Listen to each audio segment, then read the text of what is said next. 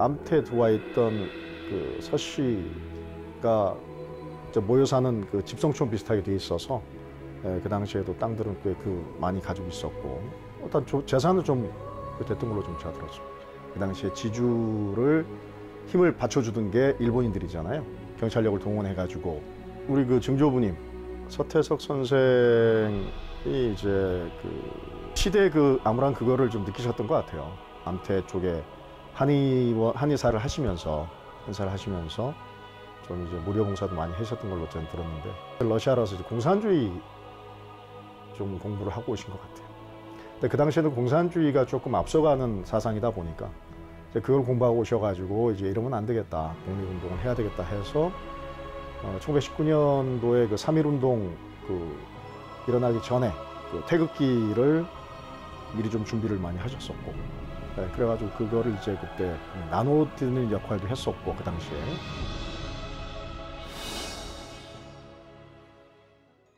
소장농들의 소장료라는 게 보통 한 2할에서 3할 정도를 내는 걸로 지금 알고 있었는데 그 당시에 소작료를 거의 5할 이상을 내는 걸로 지주들이 갑자기 그러다 보니까 빈궁한 삶이었는데 더 살기가 힘들지 않았겠습니까? 소작인들의 그런 애로사항을 보고 대변을 좀 해서 그 권리를 좀 찾아주자.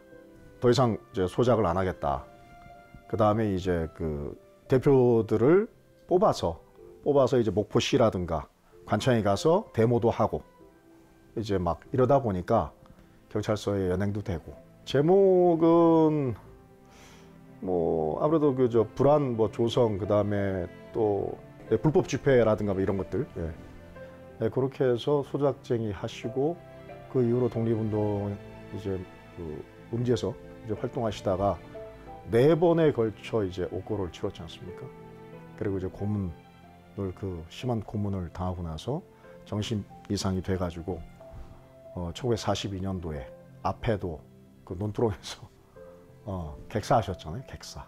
그 정신없는 가운데서도 아마 우리 동생을 찾아가려고 했던 거 아니겠나.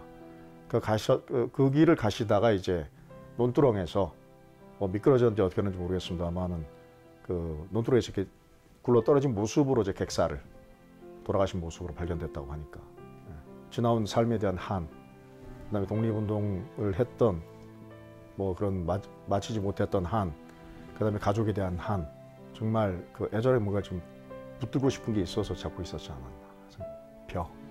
그 논두렁에 이제 하면서 그러니까 그 사상을 여봐 저희 이제 서익철 장자가 서익철 할아버지인데 저희 증조부님 영향을 받아가지고 독립운동에 좀 뜻이 있으셨던 것 같아요. 서익철 할아버지가 이제 일본으로 유학을 갔죠. 게이오 대학을 이제 다니시다가 안 마치시고 국내로 다시 돌아와서 이제 독립운동을 시작하신 걸로 알고 있습니다. 노동운동을 통해서 독립운동을 많이 하셨죠. 목포의 조선소 노동자들 대상으로 이제 교화도 시키고 그런 활동을 많이 하셨던 것 같아요. 이제 그러던 와중에 그 학생운동을 하시던 저희 할머니를 독립운동을 하다가 이제 만나신 거예요. 집안이 서로 알아서 결혼하신 게 아니라 저희 박교옥 할머니는 나주에서 광주까지 통학의 열차를 타고 다니시다가 그 일본인 학생이 저희 할머니를 희롱을 하는 그 장면을 이제 보고 박춘채 선생이 이제 어떻게 보면 그 일본인 학생과의 싸움이 되면서 이제 광주 민주학생운동 시발점이 된 분이시죠. 그래서 그 전남여고에 재학 중이셨는데 전남여고에서 백지동맹도 있고요. 그 독립운동을 해서 이제 들어가서 이제 재판을 받는, 그러니까 검찰에서 이제 재판받는 과정 속에서 퇴학도 당했어요. 서익철 할아버지가 이제 성균관대 교수로 재직을 하시면서 서울로 이사를 오게 됐습니다. 이제 독립운동을 하면서 공산주의 활동을 같이 한 거죠. 1947년도에 저희 할머님, 박교 할머님이 병으로 먼저 돌아가신 거죠. 반공청년단이 집으로 들이닥쳐가지고 저희 모친 한 7, 8살? 그때 이제 밤중에 쫓겨난 거죠. 쫓겨나서 이제 나주로 내려가셔서 외가에서 이제 위탁이 돼서 어떻게 보면 본의 아니게 아무래도 그 당시에 또 여자다 보니까 공부를 안 시켰나 봐요. 근데 저희 모친이 이제 그 공부에 대한 열망이 있어서 친구 집을 전전하면서 생활을 하셨고요. 교복도 없어서 친구가 입던 교복도 물려받아서 입었고, 또 책도 없으니까 필사, 그 교과서를 그 손으로 필사해가지고 그걸로 이제 공부를 하셨다고 들었습니다. 기회가 안 주어지니까 그 당시 돈으로 $100만 들고 미국으로 가셨다고 하더라고요. 제 어머님이 지금도 아쉬워하는 게 뭐냐면, 친할아버지가 첫해 선생이시고 그 다음에 이제 아버지가 서익철 선생이라는 거를 외가에서 좀 알려줬더라면은 아쉬움이 지금도 가지고 계십니다. 저희 이제 미국에 계신 모친이 그 집안 내력을 정말 수십 년 동안을 모르고 사셨던 것처럼, 저도 저희 그 정말 우연치 않게 그 후에 제 집안 내력을 알게 된 거거든요. 김대중 대통령이 되고 나서 그 시점에 이제 인정을 받게 된 겁니다.